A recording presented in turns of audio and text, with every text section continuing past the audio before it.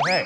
Earlier this year, Minecraft dropped part 1 of a huge update to the game. It's called the Caves and Cliffs update, and it's bringing some serious change. There are plenty of reasons to be excited. New mobs like the Warden, new tools like the Lightning Rod, and new biomes like Drip Caves. But the reason we're here today is the new stones, of course, and an overhaul to the overworld geology. So let's get into it. For me, the most exciting part of the update is the inclusion of geodes.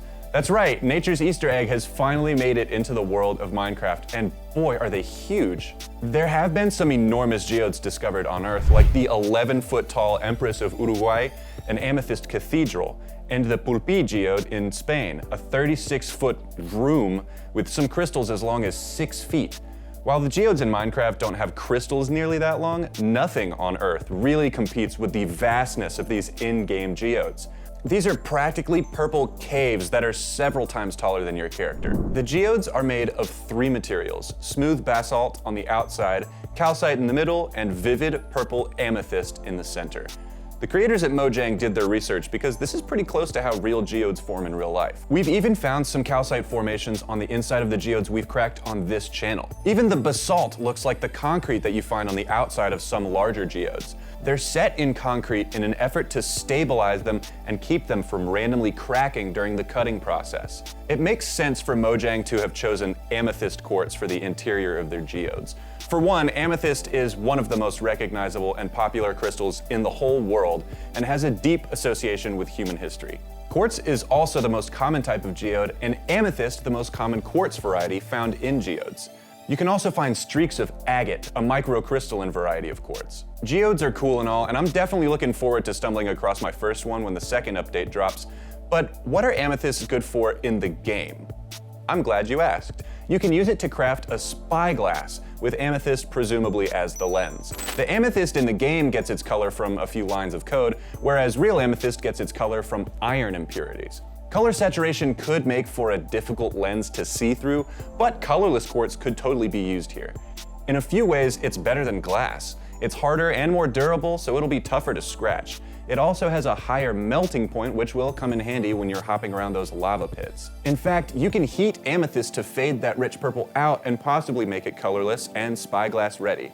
But be careful, too long or too hot and it'll turn into yellow citrine. The other thing you'll need if you want the spyglass is another new material to the game: copper. Just like copper in real life, it oxidizes over time in the game. So keep in mind, anything that you construct from this gleaming material will take on a verdigris coating over time, just like the Statue of Liberty. Copper is much less expensive than silver or gold, and once it has oxidized and turned into copper oxide, it won't oxidize anymore and will last for potentially centuries without much maintenance, unlike your grandma's nice silverware. If you want to protect your copper in-game, you can coat it with beeswax. You can do a similar thing in real life with clear car paste wax to protect the patina on your copper. Copper is a great conductor of electricity, so it makes sense that the new lightning rod you can make in the game is also made of copper. However, in the game, if lightning strikes your oxidized copper, it'll remove the tarnish, leaving it looking shiny and new. This would not happen in real life because copper oxide does not conduct electricity. Copper isn't the only new block introduced in this patch. There's also deep slate, a dark gray rock with visibly horizontal layering just like real-life slate. Slate is a foliated metamorphic rock with visible, distinct layers perpendicular to the direction of metamorphic pressure. That is, down. This natural tendency to split means that slate is often used for decorative purposes and as roofing shingles. Deep slate is good for building and decorating, just like the other stone types in the game. Calcite, which is that middle layer in our geode Oreo, is also a decorative or construction stone. I wouldn't recommend building anything with calcite though. It's not very hard, as it represents 3 on the Mohs scale, meaning you can nearly scratch it with your fingernail, and definitely scratch it with a copper penny. Not only that, but it has 3 directions of perfect cleavage, meaning that one hard knock in the right spot and your structure is in serious trouble.